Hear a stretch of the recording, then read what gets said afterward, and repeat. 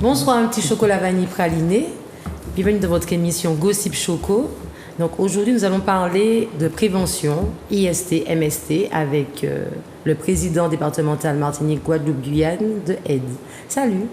Bonsoir Jessica. Ça va? Très bien, merci et toi? Ça va, je te laisse te présenter pour ceux qui ne te connaissent pas. Alors moi je suis Jason Théophile, donc je suis le président de l'association AIDE, donc AIDE Antilles qui englobe Saint-Martin, Guadeloupe et la Martinique. Et du coup, je suis là pour vous parler un petit peu de tout en matière de prévention. Comme vous pouvez le constater, je me suis déjà un petit peu étalé là sur votre table. Je vois ça, la table est magnifique. Voilà, pour un petit peu parler de tout ce qui est PrEP, d'hépatite, VIH, discrimination sociale. Et puis un petit peu expliquer comment on se protège avec le préservatif, à quoi sert le lubrifiant, pourquoi c'est utile peut-être de se dépister tous les 3 mois par exemple. Et puis quels sont les types de dépistage aussi qu'on fait. Donc il y a le VIH et les hépatites. D'accord. Alors tout d'abord, parce que j'enchaîne sur 300, prendre des nouvelles de mes petites chocolats qui sont sur le plateau. Charlène, comment vas-tu? Ça va bien, très bien. Et toi? C'est moi qui prends des nouvelles. C'est moi alimentaire. Tu as passé une bonne journée? Oui. J'ai cru te voir boiter. Qu'est-ce qui se passe? Elle a sans doute mal mis le préservatif. Je te jure. Élodie, Didi. Eh bien, ça va très bien. Un peu fatigué, mais ça va. Les embouteillages, pas trop durs? Oh mon Dieu, le matin, oui, c'est dur. Alors, les automobilistes, faites attention. Faites réviser vos véhicules parce que tous les matins, c'est pesant. Linda, Dada. Ça va très bien. Tu es pétillante, qu'est-ce qui s'est passé? Rien de spécial. On a raté quelque chose depuis la dernière fois? Je suis toujours fraîche. Alors nous allons enchaîner avec les bonnes choses. La prévention, c'est très important. Vous pouvez appeler au 05 96 71 27 07. Ne soyez pas timide. Ça fait partie de la vie. Donc, si vous voulez, vous appelez. Alors, depuis combien de temps que ça existe, cette association? Alors, l'association AIDE, elle existe depuis un moment. Donc, en Martinique, essentiellement, elle existe depuis 2005 elle fait suite à une fusion avec une ancienne association Homme-Vie. Mais il faut savoir qu'elle était là depuis les années 1900, suite à la fondation avec Daniel Defer, qui a décidé de mettre en place cette structure pour justement venir en aide, puisque à cette époque, il y avait quand même une évolution monumentale des décès des personnes vivant avec le VIH. Et donc, c'est dans cette conception que l'association a donc été montée. Puis par la suite, on a décidé effectivement d'en mettre plusieurs antennes, donc plusieurs structures. Et puis, nous, on est installés en général dans les communes où l'épidémie est un petit peu la plus forte.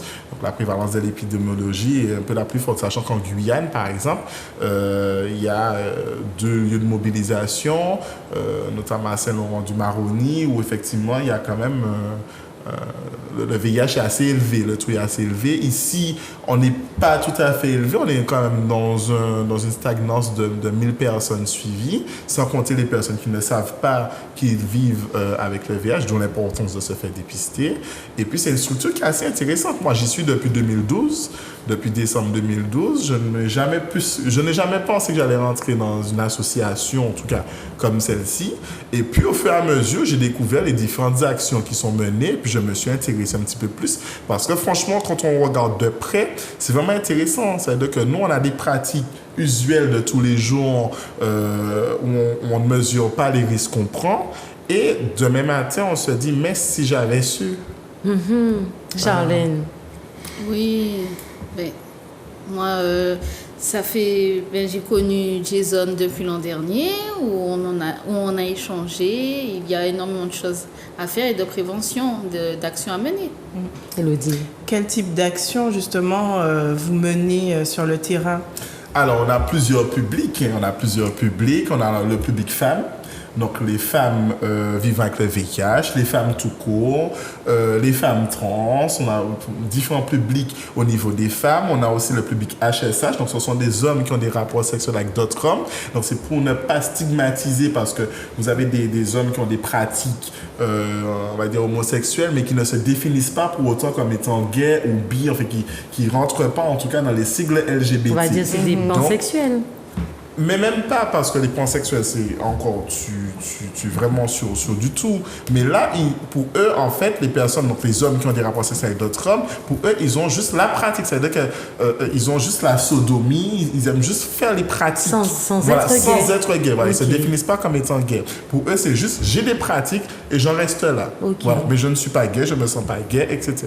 Donc c'est pour ça pour éviter d'écorcher certains statuts, on a préféré dire HSH, donc des hommes qui ont des rapports sexuels avec d'autres hommes. Okay. Ensuite, on a donc le public CPP, ce sont des consommateurs de produits psychoactifs, donc ce sont les usagers de drogue que vous voyez dans les secteurs Ceux qui violemment très s'injectent, forts de surtout. force. Alors, ceux qui s'injectent, ceux aussi qui consomment du crack, par exemple. Donc, nous, on est amené à pouvoir, par exemple, distribuer des pipes à crack, mais pas des pipes à crack pour les inciter, en fait, à fumer. Nous sommes là pour faire la prévention.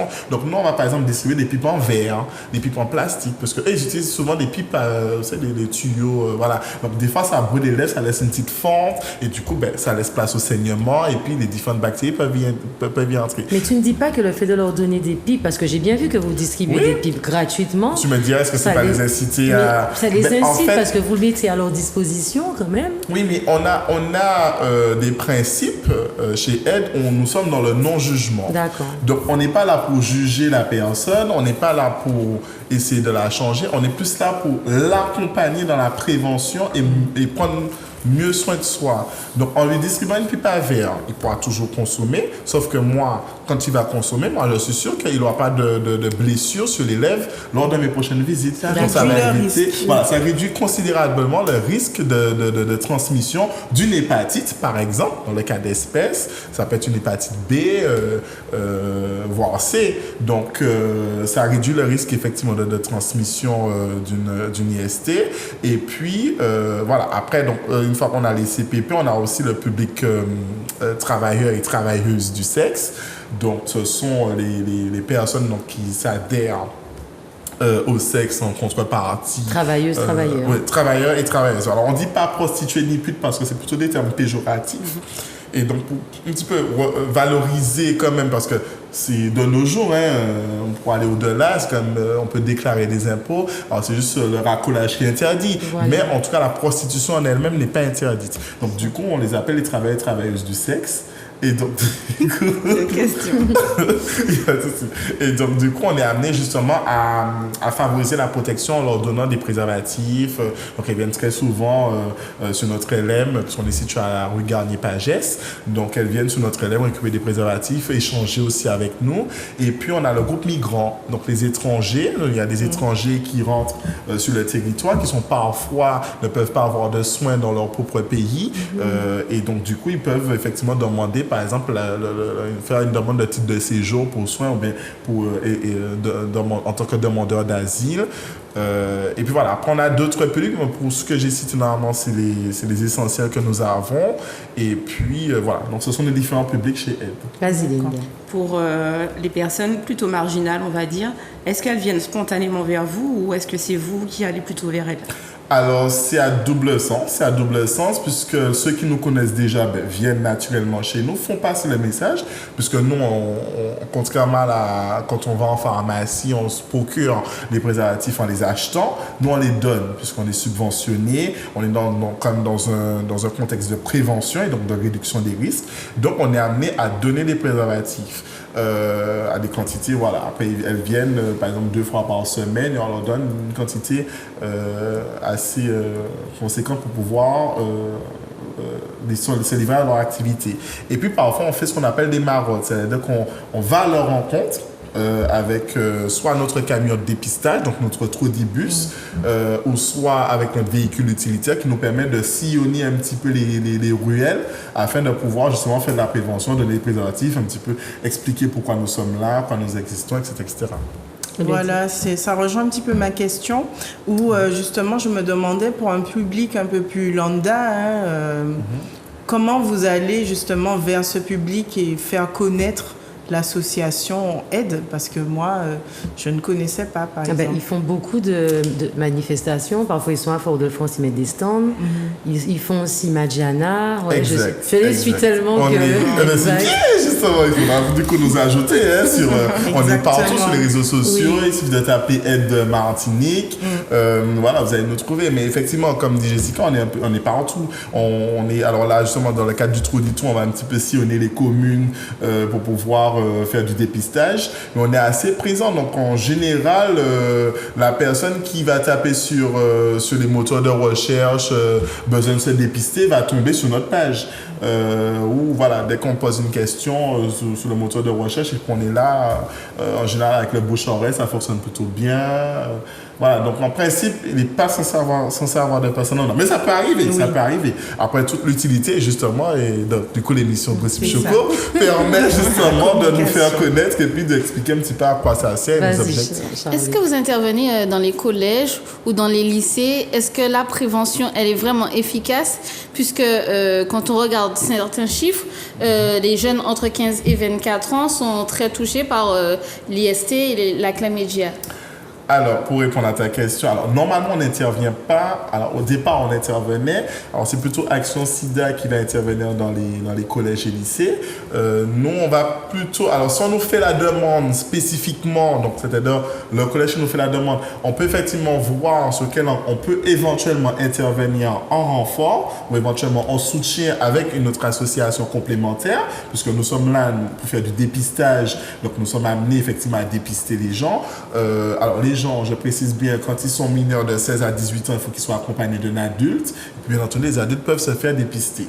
Mais oui, ça nous est déjà arrivé d'intervenir dans les collèges auparavant, dans les collèges, à l'université, même au CFA, pour pouvoir justement sensibiliser, puisqu'on sait que plus les années avancent, plus la jeunesse avance avec les années. Et la sexualité aussi. Oui, parce que en fait, ça m'interpelle, ça m'interpelle parce que je me dis qu'il y a certainement de nombreux adolescents qui sont touchés par une MST ou une ST et ils ne sont pas au courant. Ça veut dire qu'ils viennent d'arriver dans la vie sexuelle, ils viennent de découvrir du sexe. Surtout, les jeunes filles sont intéressées par des hommes plus âgés. Les parents ne parlent pas forcément des relations avec leurs enfants. Donc, je trouvais même les dépister. Ça veut dire qu'entre 15 et 16 ans, je dis même 16 ans, puisqu'il a dit entre 16 et ils sont obligés d'être accompagnés d'un adulte. Entre 15 et 18 ans, excuse-moi, il faudrait qu'on fasse en sorte qu'ils ne soient pas accompagnés d'un adulte pour qu'ils soient au courant. Et puis ensuite, par la suite, ils en parlent. On peut aller enlever la vie de notre ventre sans autorisation parentale, mais pour savoir si on est atteint d'une maladie, on a besoin de l'autorisation des parents. C'est pas logique. C'est vrai que ça semble ne pas être logique. Après, il ne faut pas oublier que la personne est quand même mineure. Donc, le mineur, en soi, il est protégé. Donc, on ne peut pas non plus... En fait, c'est comme si tu me disais que qu'on ne donne pas facilement la pilule du lendemain, mais on te permet d'avorter. Vas-y, Linda, excuse-moi. Oui, donc en fait, pour justement ces campagnes de prévention que vous faites un petit peu partout, je suppose que ça nécessite du monde. Et j'aimerais savoir si tout le monde peut intégrer l'association et puis quelles sont les modalités. Bien sûr, tout le monde, nous sommes les bienvenus, on accueille tout le monde, on est vraiment dans une très bonne ambiance. On reçoit des nouveaux acteurs, donc des nouveaux militants chaque année. Donc, il n'y a pas de conditions d'inscription où il ne faut pas payer de cotisation tant qu'on n'est pas volontaire, puisqu'on commence en étant acteur, donc militant, et puis ensuite on fait une formation pour devenir volontaire. Donc, formation qu'on prend en charge, et à l'issue de cette formation, donc ils font une demande pour être volontaire, et une fois qu'ils sont volontaires validés, à ce moment, ils s'acquittent d'une cotisation juste annuelle de 10 € qu'ils payent entre le 1er janvier et le 31 pour qu'ils leur donnent, pour qu'ils aient le droit de vote ou voilà, qu'ils aient vraiment qu'ils puissent agir en qualité de volontaire. Mais il y a pas de modalité, il suffit juste d'appeler au 30 50 58, c'est un portable. Il suffit juste d'appeler et de dire voilà, je suis intéressé par l'association Aide, regarder un petit peu sur les réseaux sociaux ce qu'on fait et puis disons voilà, on peut venir en tant qu'observateur, regarder comment on fait une action, comment ça se déroule, comment on intervient auprès de nos publics et puis on a aussi la permanence accueil. La permanence accueil, ça permet aussi de recevoir nos usagers, on leur donne une petite collation et puis ça permet aussi de discuter avec eux. Ce sont des personnes qui ne discutent pas tous les jours, à part demander de l'argent ou demander de l'aide d'une manière générale tous les jours, ils ne discutent pas. Donc on a par exemple des personnes qui sont consommateurs de produits psychoactifs qu'on a déjà réussi à sortir, enfin avec l'accompagnement, parce que c'est comme une formation, voilà, on n'est pas là on est là pour faire avec et pas pour donner, pour faire, non. Avec l'accompagnement, ça nous est déjà arrivé qu'on a une CPP qui est sortie de la consommation et qui, au fur et à mesure, intègre, on va dire, la société normalisée. Donc, elle fait de la musique, elle vient discuter avec nous, elle nous parle. Voilà, donc c'est vraiment un enrichissement et moi, ça me touche parce que du coup, je vois beaucoup de personnes qui sont dans la rue au quotidien. Et je me dis, voilà, il faudrait qu'il y ait des actions, beaucoup plus d'actions qui soient mises en œuvre pour pouvoir faciliter leur insertion dans la société. Alors, on parle souvent, enfin, là, le sujet revient souvent sur le VIH, mais il existe aussi d'autres infections sexuellement transmissibles comme l'hépatite B et l'hépatite C qui sont moins connues. Est-ce que vous pouvez nous en dire un petit peu plus sur le mode de transmission ? Alors, effectivement, nous, on intervient exclusivement sur le VIH, l'hépatite B et C, puisque nous offrons sur le dépistage. Comme vous pouvez voir, j'ai ramené un petit peu le matériel qui permet de faire, par exemple, là, dans le cas d'espèce, l'hépatite... alors là, c'est l'hépatite C, mais on a le même matériel pour l'hépatite B. Lève comme ça. Voilà, donc c'est une petite languette avec le diluant et voilà. Donc c'est un peu comme le destro, on va piquer le doigt, on va récupérer quelques gouttes de sang et mettre dans le réceptacle avec quelques gouttes et ça permet d'avoir un résultat assez immédiat. Et on fait nous-mêmes, chez nous? Alors non, celui-là, il est plutôt fait par les personnes habilitées à faire du dépistage. Et celui-là? Celui-ci, alors c'est l'autotest, donc l'autotest pour le VIH. Ça, on le trouve en pharmacie. Okay. Il est un petit peu onéreux, donc en passant chez nous, nous avons la possibilité de faire un petit entretien avec la personne et de lui remettre à l'issue de l'entretien un autotest. D'accord. Donc, sans qu'il... Non mais, non, mais on est chez eux, que c'est gratuit. Voilà, chez nous, c'est gratuit parce qu'on est subventionné par rapport au nombre de tests qu'on réalise et d'autotests qu'on remet. On peut aussi l'envoyer par la poste. Il suffit de nous contacter aussi sur notre site, sur Facebook, sur Instagram. Et on va aussi avec les coordonnées, si vous ne voulez pas forcément vous déplacer, si vous n'avez pas le temps, on peut l'envoyer par la poste également. Et c'est un peu le même système puisque ça se présente un peu comme ça. Donc, il suffit juste de se piquer, donc à suivre un petit peu la languette donc, qui arrive à un certain niveau et puis de piquer. Et puis ensuite, on patiente le temps que le liquide puisse remonter dans le réceptacle et en fait donner le résultat en fonction de voilà, s'il y a une barre en général, c'est négatif, 2 barres, c'est que c'est positif. Et, tu veux faire, Linda? Pourquoi pas? Voilà. Et puis du coup, alors ça c'était pour le VIH, donc c'est le virus immunodéficience humaine, qui est à ne pas confondre avec le sida. Parce que le sida, c'est un syndrome d'immunodéficience acquise. Et donc du coup, en fait le VIH, si vous voulez, c'est un peu qui vient avant et le sida qui vient après. Et donc voilà, donc nous on intervient essentiellement effectivement sur le VIH parce que du coup il y a une problématique quand même de prévention dessus. Et à côté, effectivement, il y a l'hépatite donc B et C. Donc l'hépatite C, l'hépatite C qui aujourd'hui se guérit quand on a un traitement. Contrairement à avant, on n'arrivait pas encore à trouver le processus de traitement. Et du coup, maintenant, l'hépatite C, on l'attrape avec les relations, notamment par les relations sexuelles. Donc il faut qu'il y ait un contact éventuellement sanguin. À la différence de l'hépatite B qui, outre le contact sanguin, mais qui est moins on va dire, qui s'attrape un peu moins, puisqu'il faut juste des contacts, par exemple, s'il y a un contact de seringue, de tatouage, ou des échanges de brosse à dents. Voilà, donc il y a moins de risques, je peux dire, moins de risques en général avec l'hépatite B. Et l'hépatite C, puisque l'hépatite C, par exemple, c'est à travers les sodomies, par exemple. Ce que je voulais savoir, c'est, vu que vous distribuez des préservatifs, quel préservatif est le plus demandé? Le préservatif masculin ou féminin? Alors, c'est plutôt le préservatif masculin, puisqu'il est beaucoup plus facile à mettre que le préservatif féminin. Sauf que le préservatif féminin, donc on appelle le Fémidon, que je n'ai pas pu amener aujourd'hui parce qu'on n'a pas encore été livré sur le préservatif féminin. Mais il y a beaucoup plus d'avantages, puisque du coup, en fait, là, il est anti-allergène, donc il n'y a pas d'allergie en général avec. Ça s'est fait en nitrite, donc ce n'est pas allergie, on ne fait pas d'allergie en fait au préservatif féminin. Et puis du coup, il y a des avantages parce que tu peux les poser par exemple au moins 5 heures à l'avance. Le même partenaire peut le réutiliser, peut réutiliser du coup le préservatif 2 fois voilà, en étant posé. Voilà, il y a l'anneau qui est à l'intérieur qui permet aussi d'entamer donc, des différents jeux sexuels pour la stimulation, pour les prémices, etc. Donc il y a vraiment des acquis. Mais effectivement, on en relate que le préservatif féminin, il est beaucoup plus facile. Il suffit juste de masculin, tu veux dire? Masculin, pardon. Oui. Il suffit juste de l'enlever, on l'enfile et... Justement, en parlant de préservatif masculin, si on peut faire 3 plans que je vois, Charlène, Elodie et Linda seulement, s'il vous plaît, je veux 3 caméras sur elles. Les filles, vous allez me montrer comment, si vous avez toujours le coup de main et comment vous mettez un préservatif. Parce que j'ai l'impression qu'il y a des gens qui ne savent pas non plus mettre un préservatif. Oui, mais mettre le préservatif sur une bouteille, je ne sais pas si on a connu des gabarits comme ça. Non, mais, en fait, il y a des avantages là, parce qu'on est habitué à mettre le préservatif sur le god d'une manière générale, celui que tu prends sur le sextoy. Voilà. Sauf que ça...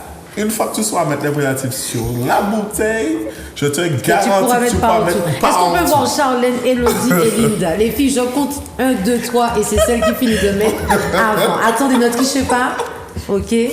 1, 2. C'est pas moi qu'il faut filmer, c'est les filles. 1, 2, 3.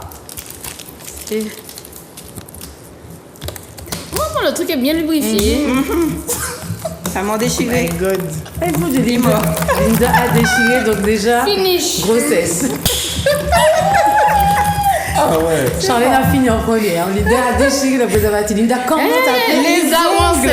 Les ongles. Donc, ou enceinte. Linda, obligée, je suis enceinte. Donc, c'était aussi vous montrer comment qu'un préservatif est très élastique. Charlène, tu peux tirer dessus pour montrer comment il est très élastique. Parce qu'il y a des hommes qui aiment dire qu'il n'y a pas leur taille. Ok, le préservatif est super élastique. Linda l'a déchiré parce que tout simplement, elle n'a pas fait attention. Non, je crois qu'il n'est même pas déchiré. Ah, tu vois?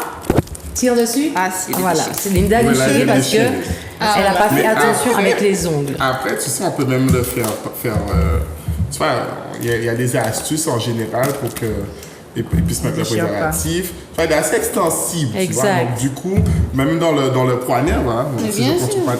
Ferme ton poignet. Ça, c'est pour les filles. Là, c'est pour fils. Pour les Voilà, fils. ça, c'est, bon, là, c'est un petit machin, mais voilà, ça, c'est pour les filles. Donc, tu vois, donc, ça rentre bien, voilà. Voilà, donc, tu sens la main. Donc, Mais bien sûr. Donc, tu vois, donc, voilà. Donc, ça veut dire qu'il n'y a pas de raison De en ne pas général, se que votre protéger. homme, voilà. Et puis, vous pouvez aussi faire la pause avec la bouche. C'est-à-dire que vous le mettez dans le coin de la joue, là, comme ça, vous le mettez sur les côtés, le temps qu'il soit bien lubrifié. Et puis, pendant qu'il comprend que vous lui faites une petite gâterie, vous profitez pour lui en Il faut être expert.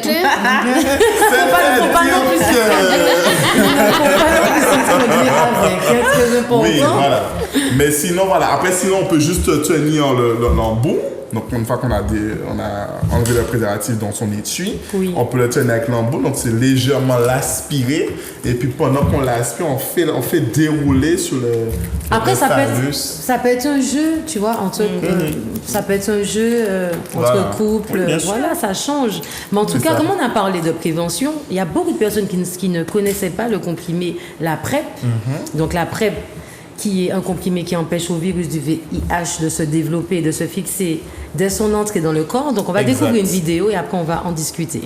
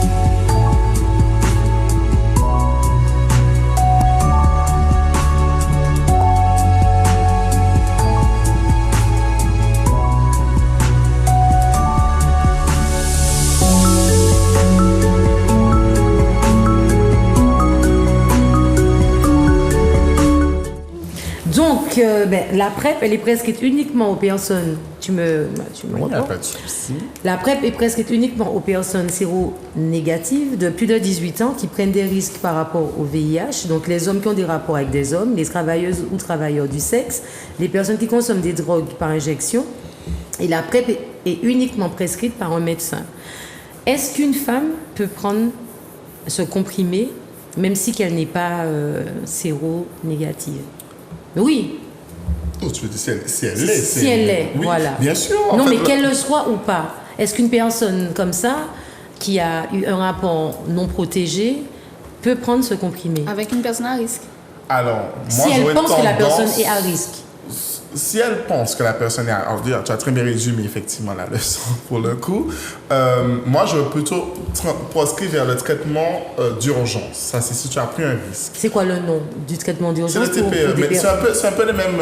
c'est c'est un peu TPE. les mêmes. Voilà, c'est TPE. Mais c'est un peu les mêmes substances qu'il y a dedans. Hein. Ça n'a rien de chose, c'est un peu similaire que la PrEP. Après, la différence avec la PrEP, c'est que la PrEP, en fait, on va te le proscrire, c'est la prophylaxie pré-exposition. On va te la proscrire effectivement si on sait, par exemple, que tu as programmé, parce que tu peux le prendre de façon continue comme de façon discontinue. Donc, de façon continue, c'est si tu sais que tu vas faire de la vagabondagerie au quotidien ou de façon régulière, on va te conseiller effectivement C'est quoi le nom, tu as dit? TPE, c'est le traitement d'urgence. TPE, c'est pas TPE, Terminal de TPE paiement. ou la carte bancaire. Donc, si je constate bien maintenant, lorsqu'on a un rapport, un rapport exactement, lorsqu'on a un rapport non protégé, pour ne pas tomber enceinte, c'est pilule du lendemain. Lorsqu'on a un rapport non protégé, donc c'est TPE. Oui, non protégé, oui, parce que si on a l'impression qu'on a pris un risque. Donc, on a effectivement un délai jusqu'à 48 heures Pour aller où? pour aller aux urgences. Je précise bien aux urgences. Donc, il ne faut pas aller au service infectiologie, etc. Il faut aller vraiment aux urgences. Et c'est les urgences qui vont effectivement rediriger. Mais c'est vraiment un comprimé qu'on vous donne donc, sur une durée que vous prenez pour que vous puissiez justement éviter d'être en relation avec le virus. Et la PrEP a le même effet, sauf que là, on est dans un cas, on n'est pas dans le cas de l'urgence où on vient de prendre un risque, on est dans le cas de la prévention anticipée où on sait qu'on aura un rapport, alors soit on a des rapports réguliers, à ce moment-là, on le prend de façon continue comme un comprimé normal tous les jours, soit on le prend de façon discontinue, donc ça veut dire qu'on a programmé, par exemple, on a programmé son rapport le jeudi, ben je vais le prendre 4 jours à l'avance, donc dès le dimanche ou le lundi, pour que le jeudi, je puisse avoir mon rapport. Et je dois le prendre encore 3 jours après le rapport, et tout dépend effectivement des types de personnes. Pour les personnes, par contre, qui ont le VIH, ce sera pas le même comprimé, mais il y a un autre comprimé qu'on appelle le TASP. Le TASP, en fait, donc, il faut effectivement être indétectable, donc que la charge virale soit vraiment diminuée, donc on a un statut indétectable. Il ne faut pas qu'on ait effectivement d'IST durant les 3 mois qui suivent le résultat de l'indétectabilité, et ensuite effectivement on vous prescrit un traitement donc on appelle le TASP qui vous permet à votre tour effectivement d'avoir des rapports non protégés. Mais Charlène, tu vas enchaîner avec quand même ta chronique qui est très importante pour la jeunesse sur les IST et les adolescents, parce qu'ils sont très concernés par les maladies. Surtout ceux qui ont déjà des rapports. Sur la syphilis, il y a une forte Recrudescence. ouais, de la syphilis ces temps-ci, d'après ce que j'ai suivi en tout cas sur l'actualité. Et de Chlamydia aussi. Ouais, de Oui, la chlamydia chlamydia, aussi. oui. En effet. Alors moi, j'ai décidé d'aborder ce sujet parce que j'ai un ado à la maison. Les enfants parlent déjà de sexe sans savoir ce que c'est pour certains et d'autres peut-être qu'ils connaissent. Parce que quand j'étais jeune, des camarades à 12 ans, elles avaient déjà connu le fruit défendu, comme on dit ici. Donc, moi, je me dis que c'est important d'aborder le sujet avec ces enfants. Les départements qui sont le plus touchés par les chlamydia chez les jeunes entre 15 et 24 ans, c'est la Martinique, la Guyane, la Réunion et la Guadeloupe et Mayotte. Donc, je me dis qu'il est important pour nous, en tant que parents, d'aborder le sujet avant les rapports sexuels, avant les premières relations de nos enfants. Donc, est-ce qu'il faut les dépister? Ils sont peut-être trop jeunes à 12 ans, mais en parler, c'est important. Donc, vous pouvez, sur le site d'Amélie pour la sécurité sociale, vous avez des informations. Vous pouvez en parler tranquillement. Les enfants, ils savent pertinemment ce que c'est. Oui, il faut adapter le langage, mais moi, je vois des enfants qui échangent des photos. Donc, n'ayez surtout pas peur d'en parler. Et il y a aussi un monsieur qui s'appelle Éric Bocquet, qui attire l'attention du ministre de la Santé et de la Prévention pour les informer qu'il y a une recrudescence des IST auprès des jeunes. Donc, on ne va pas attendre qu'il soit trop tard, on ne va pas attendre que les enfants soient adultes pour voir leur vie gâchée.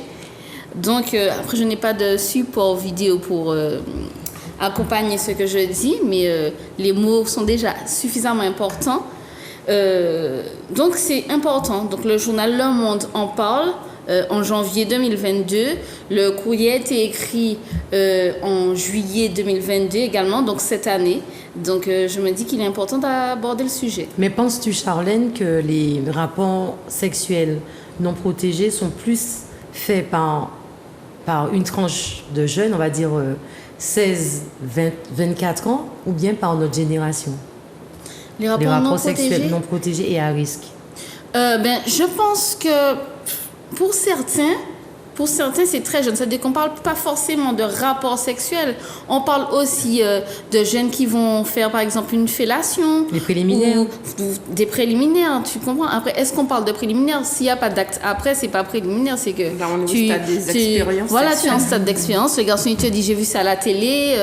Tu ne sais pas s'il a eu des rapports. Tu ne sais pas quelle est sa vie. Les jeunes filles sont attirées par les hommes d'âge mûr. Donc, certains hommes ne vont pas dire, tiens, préservatif pour me faire une fellation. Oui, parce que les hommes mûrs qui ont des rapports avec les jeunes filles, la plupart, par exemple, j'ai fait un sondage hier sur ça, je ne vais pas vous mentir, heureusement que c'était aussi anonyme, la plupart des hommes d'un certain âge, la quarantaine, voire plus, s'ils ont des rapports avec les jeunes filles, ils ne vont pas se protéger. Ah ben oui. Ils ne vont pas se protéger parce que déjà, ils vont se dire non, elle n'a pas beaucoup d'expérience. Ouais. À cet âge-là, qu'elle n'a pas forcément connu beaucoup de partenaires. Et peut-être mal fait, tu comprends? Et peut-être non protégée, justement. Une gamine de 20 d'années qui est déjà sur le marché, parfois, elle ne va pas se faire dépister, elle ne se protège pas. C'est ça. Comme elle a des rapports avec sa génération, elle ne se protège pas. Donc, les hommes de notre génération sont aussi, comment on peut dire ça? Ils sont aussi le véhicule de la maladie. Oui, et moi, je trouve, c'est assez aberrant quand même. Parce que normalement, c'est les plus âgés qui devaient donner la leçon, l'exemple aux plus jeunes. Donc, moi, je trouve... Mais il y a le vice du sexe aussi. Mais c'est un homme plus âgé. Il y a le vice du sexe, mais il faut arrêter. De nos jours, en 2022, on a toutes sortes de préservatifs, on a toutes sortes on a la PrEP, on a le skin, il y a toutes sortes de préservatifs maintenant qui existent pour avoir des rapports. Avec sensation. Voilà. Donc, un garçon qui vient me dire, désolé, je ne peux pas mettre le préservatif parce que je n'arrive pas à bander avec. Non. Tu lui diras non. Ah, mais la fille, c'est clair. Mais est-ce que tu peux comprendre qu'il y a des gens qui débandent avec le préservatif? Justement, il y a peut-être parce qu'il n'a pas essayé le préservatif qui lui convient, mais tu as des préservatifs, quand tu prends là, par exemple, je vante la marque Durex, mais tu as des types de préservatifs chez Durex qui permettent d'être en érection beaucoup plus vite. Enfin, il y a je ne sais pas qu'est-ce qu'ils mettent dedans, mais en tout cas, il y a des éléments dedans qui permettent d'augmenter le plaisir, enfin voilà. Donc, qu'il n'aime pas, non. Ou à la limite, si vous savez que vous voulez avoir des rapports non protégés, allez prendre la PrEP. Non, faites-vous dépister avant. Oui, faites-vous dépister, ça c'est sûr. Donc, Élodie, c'est sa chronique sur les... C'était pour rebondir sur ça, en fait. Le temps sur les recours. Alors, justement, moi, je vais parler des recours possibles. En cas de contamination volontaire concernant les IST. Donc, la Cour de cassation, à propos du VIH en tout cas, retient la contamination volontaire comme une qualification d'administration de substances nuisibles. C'est l'article 222-15 du Code pénal. Mais cet article, il est difficilement applicable. Pourquoi? Parce que tout d'abord, il faudrait que la personne qui contamine soit au courant qu'elle est porteuse d'une IST ou d'une MST. pour prouver cela, c'est complètement, voilà, c'est difficile. Sauf si elle a déjà été condamnée. Non, sauf si la personne a le VIH. Non. Déjà. Oui, mais il faut prouver que... Oui, c'est clair que la personne a compliqué parce qu'elle était au courant Mais si qu'elle avait elle le était VIH. au courant, elle prend déjà un traitement. Oui, mais c'est le secret médical. Voilà. Alors vraiment pas, parce que je l'ai dit à Charlène, comme la personne m'a donné le droit de témoigner sans donner son nom, c'est pour que tu puisses pas perdre. Comme tu es dans l'élément, j'ai reçu un témoignage d'une femme qui a rencontré un homme en Martinique et ils ont eu des rapports sexuels et est tombée enceinte et c'est en étant enceinte qu'elle a découvert qu'elle avait et c'était son compagnon qui l'avait eu et elle a fait ses recherches et elle a découvert qu'en fait il prenait son traitement mais il a jamais dit qu'il avait le VIH. Parce donc ça que c'est c'était interdit. son compagnon et qu'elle a pu le prouver en usurpant, en récupérant des documents. Mais si c'est quelqu'un que tu as rencontré sur le coup d'un soir et qui t'a contaminé, c'est complètement difficile de prouver, puisqu'il y a le secret médical, de prouver que la personne était au courant. Sauf si elle a été condamnée précédemment pour les mêmes faits. Ce qui a été le cas pour un monsieur qui s'appelle Christophe Morat, qui a comparu devant la cour d'assises des Bouches-du-Rhône. Pourquoi? Parce qu'il a transmis le VIH à sa compagne. Donc, il a tout nié, but en blanc. Sauf que précédemment, il avait été condamné déjà pour transmission du VIH sur 2 femmes. Donc là, on a pu le condamner, mais en soi, je pense que face à la transmission, il est important de se faire dépister avant, si vous avez envie d'avoir des relations non protégées, parce que effectivement, juridiquement parlant, c'est compliqué d'appliquer le 222-15 code pénal. Tu penses que ça se fait en 2022 quand les gens se rendent c'est compte? ça le problème. Parce que quand on est en couple... Mais combien? Sur un pourcentage de 100? Il faut éduquer ces enfants. Voilà, des gens qui se rendent compte. Mais même nous sommes en couple. La plupart des couples n'utilisent pas forcément le préservatif et il ne se dit pas que son conjoint peut être infecté ou pas. Donc, on ne fait pas forcément de dépistage. Lorsqu'on est en couple, exactement. Voilà. Je pense que les personnes en couple ne font pas assez de dépistage. Ils n'en font pas. On n'utilise pas. C'est ambigu quand même.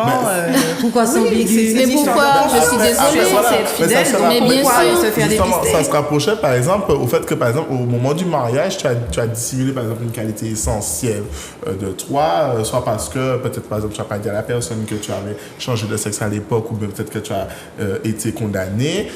Oui, c'est un motif pour divorcer. Donc, si tu caches cet élément et que, par la suite, l'autre époux le découvre, il peut obtenir son divorce. Parce donc, que c'est un dol volontaire. Voilà, exact. C'est vraiment caché volontairement. Charlotte, tu estimes que quand tu es en couple, tu ne peux pas faire de dépistage? Non, c'est pas ce que j'estime. Par exemple, tu t'es mise en couple avec un gars, tu sais qu'il a un antécédent de coureur du Usain Bolt. Tu fais tes trucs de ton côté en mode caché, catimini. Après, tu as rencontré quelqu'un, vous êtes dans une sorte de confiance. Pourquoi aller se faire dépister? Pourquoi aller se faire dépister? Tu comprends? Donc, la personne, si toutefois un truc t'arrive, là, je vais couper tout ce que tu as sur toi. Tu comprends? Mais on dit que le VIH peut se voir des années après. Oui ou non? Mais avant d'avoir des rapports, on a fait des années après, oui, tu peux vivre 10 ans, voilà. Sans le savoir. Sans le savoir. Comme l'herpès. Exact. Alors, si par exemple, Charlène, ça fait 4 ans qu'elle est mariée, et puis là, elle découvre qu'elle a une maladie et que son conjoint ne savait pas qu'il avait déjà. Mais avant ça, on a fait tous des tests. Donc, je ne comprends pas. Ça se voyait pas. Comment ça se voyait pas si tu fais les tests? C'est ce que effectivement Elodie disait, c'est que tu te bases sur la relation de confiance tu peux par exemple prouver, je prends juste la preuve, tu peux prouver que quand tu vas faire ton test, vous allez tous les deux chez l'infectiologue ou chez le médecin, vous faites vos tests, vous échangez vos résultats. À ce moment-là, vous êtes négatif.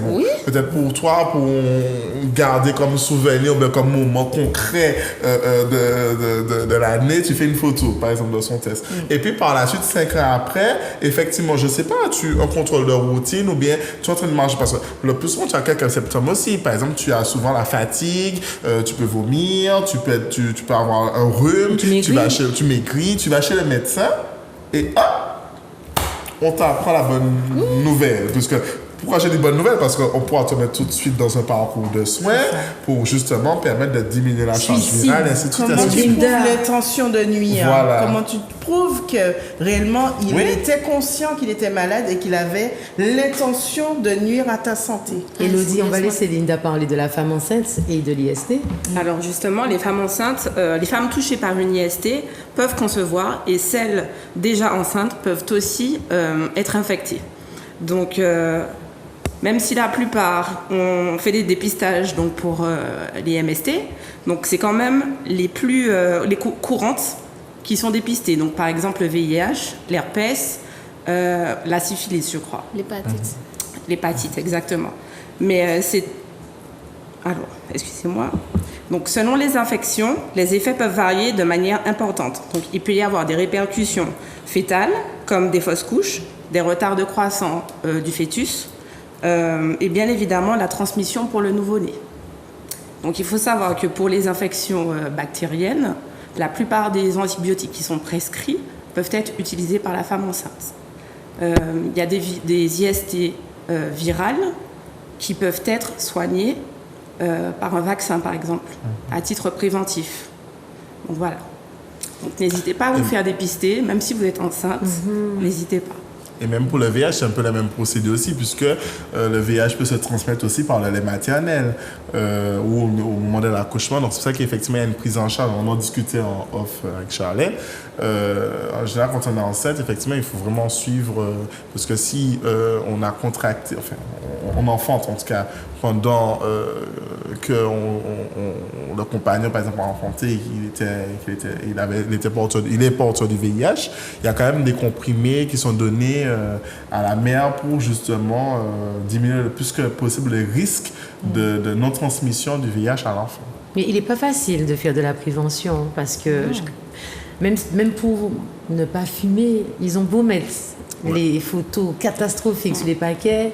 Moi-même, je fume, ça ne me fait pas peur, tu vois. C'est-à-dire qu'on est conscient.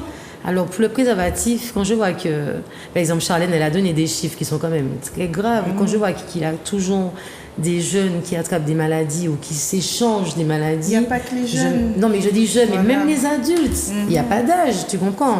Il a dit pour le préservatif, ceux qui débandent.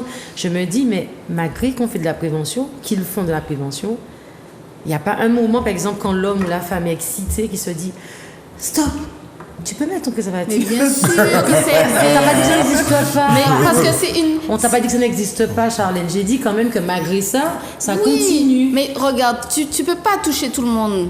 L'essentiel, c'est de toucher une majorité. Parce que si les préventions n'étaient pas réalisées, n'étaient pas faites, qu'est-ce qui se serait passé? On serait tous dans la même mentalité à se dire qu'il n'y a rien. Mais qu'est-ce qu'il faut faire pour que ça n'existe pas? Ça n'existe pas. Les gens insouciants, inconscients, ça existe. Ouais. Ils le sont à n'importe quel âge. Et à un moment donné, ils redescendent sur ce qu'il disait tout à l'heure. Pour ceux qui ont la franchise de dire « Ah non, j'aime pas le préservatif » ou bien « ça me fait de bon », peu importe. Il y en a, à l'insu de leur partenaire, pendant la relation, ils retirent le préservatif. Ouais. Très bien. Il y en a qui sont encore plus malicieux, où ils vont pincer ça, la petite chasse d'air. Ils vont des fois le pincer, tu vois, juste parce que il y en a qui sont mal intentionnés. Et puis, comme ça, ils savent que au moment de l'éjaculation, ça va se péter. Moi, là, c'est pour ceux qui désirent un enfant volé. Le problème, c'est qu'on revient toujours sur la charge de la preuve. Exact. La charge que tu savais que tu étais malade. Sur ce point-là, ce que Linda a dit, là, on a la preuve. Par exemple, les hommes qui retirent le préservatif. C'est pas comment comme ça. tu fais pour démontrer que durant la relation... Parce que tu sens que le préservatif n'est plus en toi. Oui, mais... Ça, c'est toi. Le truc, non, mais le problème, c'est qu'au moment de il y a eu le consentement. Vous étiez deux. Donc tu ne peux pas dire à la police, par exemple, c'est pas la police, c'est devant le juge. Tu ne peux pas dire qu'il a retiré le préservatif. Même s'il a retiré, à un moment donné, il a retiré, soit tu lui dis tu sors, soit il reste là, du coup, tu consens. Mais même si tu consens, il faut que tu arrives à prouver qu'en ayant consenti, il savait ou elle savait qu'elle était malade à cet instant T.